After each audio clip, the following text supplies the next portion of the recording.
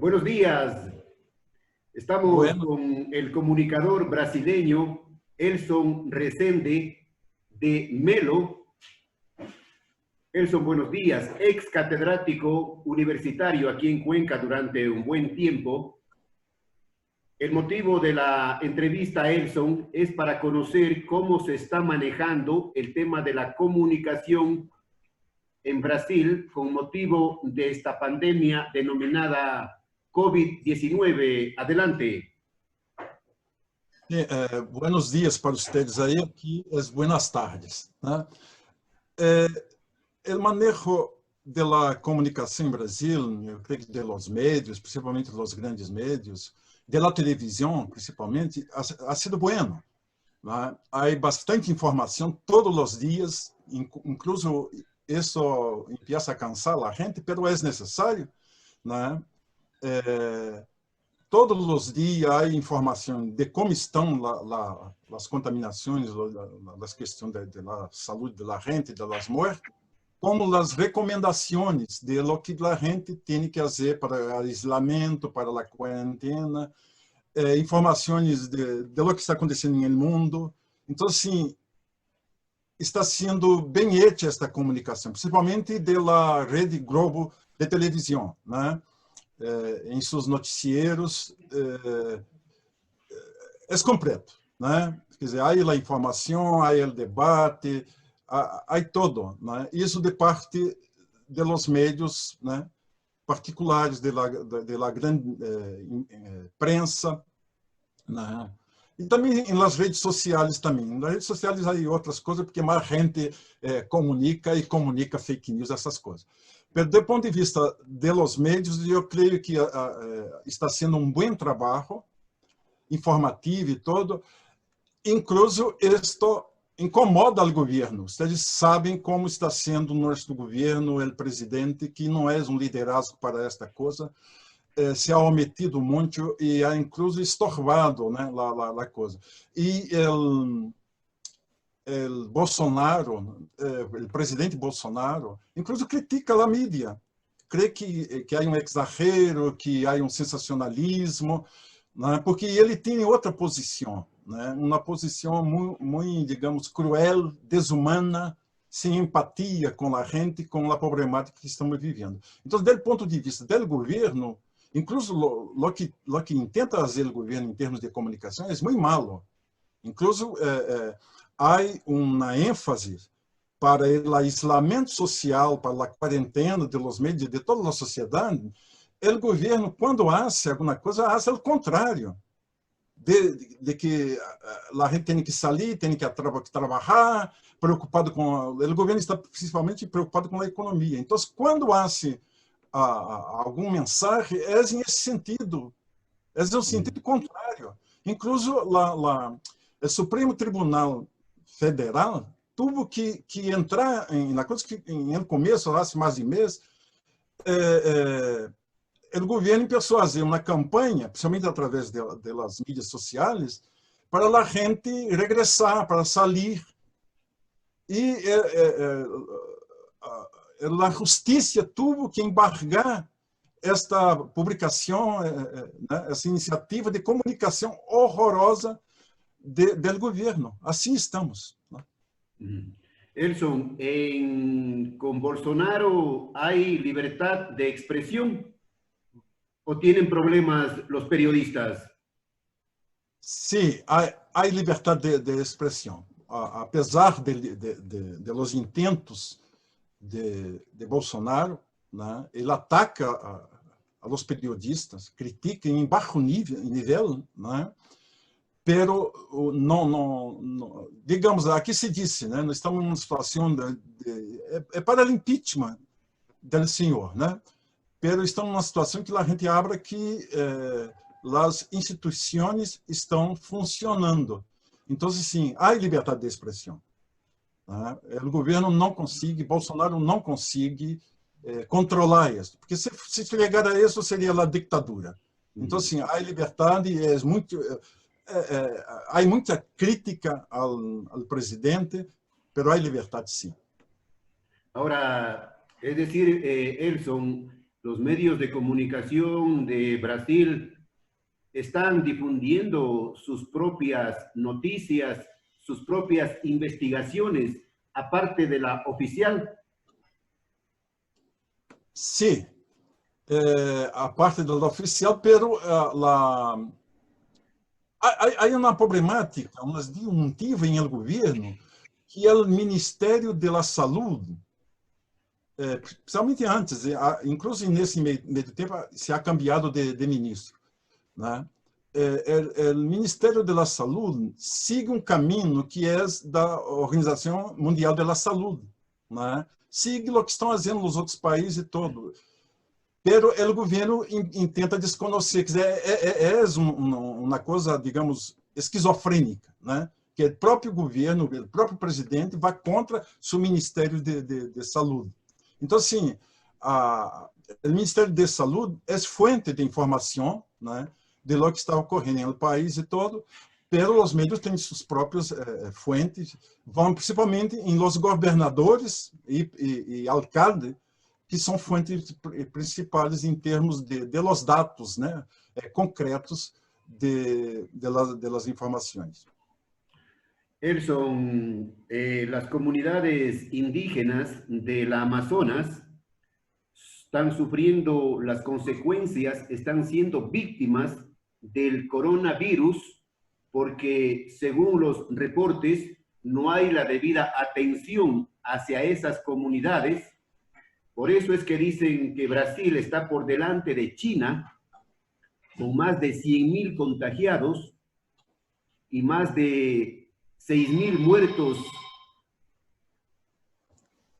Na atualidade, por exemplo, consolidando os dados de hasta ayer, né, domingo, de mortes, há contaminados 162.000 hasta ayer e agora, né? E em las últimas 24 horas foram contaminados, né, 6.760.000, muertes 11.123 hasta ayer, né? Essa é a nossa problemática. A questão do indígena na Amazônia é que esse governo ha abandonado os indígenas. E já com as distâncias lejos e tudo mais, então, se parte do governo federal, não Manaus es la ciudad más azotada por esta pandemia. Não, é São Paulo. São Paulo. São Paulo, depois Rio de Janeiro, Ceará, Pernambuco e Amazonas. Amazonas está em quarto lugar. O caso é que ha sido, digamos, a infraestrutura de saúde, hospitais e todos, a questão dos respiradores, não houve suficiente para atender a los casos de Amazônia, que foram hasta ayer, né, 1.004 muertes. Em São Paulo, por exemplo, é 3.709. Não há comparação porque São Paulo é uma província, uma cidade grande. Manaus é pequena, um pouco mais pequena. Mas já ha sido um desastre, né? Porque muita gente não pôde ser atendida e morreu. Demasiado. Então, ha sido uma crise sanitária, incluso de los cemitérios, que não houve, né, possibilidade de atender a toda a gente. Sabemos, Elson, que en Manaus la gente grita en las calles fuera Bolsonaro. Sim, a gente também está contra Bolsonaro, eu creio que já é uma maioria, solamente que os partidários de Bolsonaro, os mais radicais, uma certa extrema-direita, e alguma gente que, digamos, desinformada, né? Essa gente, né, está organizando protestos nas calles, marchas. Hasta ayer hubo em Brasília, né, em várias cidades, em capitais, contra o isolamento social. Né? Então, há uma maioria de gente que sai da calle, porque eles estão contra o isolamento social, saem da calle sem proteção e estão se contaminando-se. A gente que é contrária ao governo, não está saindo, porque está seguindo as recomendações de isolamento social de quarentena.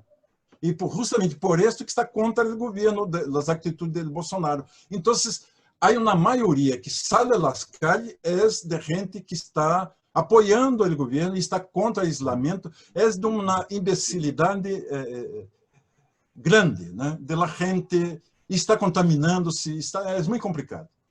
Bolsonaro, dice la prensa internacional, los reportes, que se ha burlado de la pandemia y del número de muertos y sigue minimizando la gravedad del COVID. Sí, desde el comienzo, Bolsonaro, em começo, falou que era exagero da mídia, que era fantasia, né? Cada etapa, ele ha hecho algumas frases assim, minimizando mesmo e mostrando seu ser cruel, desumano, sem empatia com o outro, porque para ele, eu creio que se deveria seguir a vida normalmente, muera quem muera, né? Porque, por exemplo, mais recentemente, há uma semana, mais ou menos, lhe perguntaram sobre os mortos, quando se atingiu, ayer, hasta agora, 11 mil, mas era menos. E ele lhe ha perguntado a gente, os periodistas lhe han perguntado sobre as mortes, e ele abriu, e daí? E eu não puedo fazer nada. Mi nome é Messias, porque ele tem apelido, Jair Messias Bolsonaro, né? Tem Messias em nome. Ele abriu, eu sou Messias, mas eu não posso fazer milagres. Assim, essa é a atitude de um presidente em plena epidemia. Uma coisa que vai morrer muita gente. Quer dizer, dentro de uma semana, talvez cheguemos a mais de 20 mil. E ele não tem a mínima preocupação. A preocupação dele é com a economia e com sua reeleição.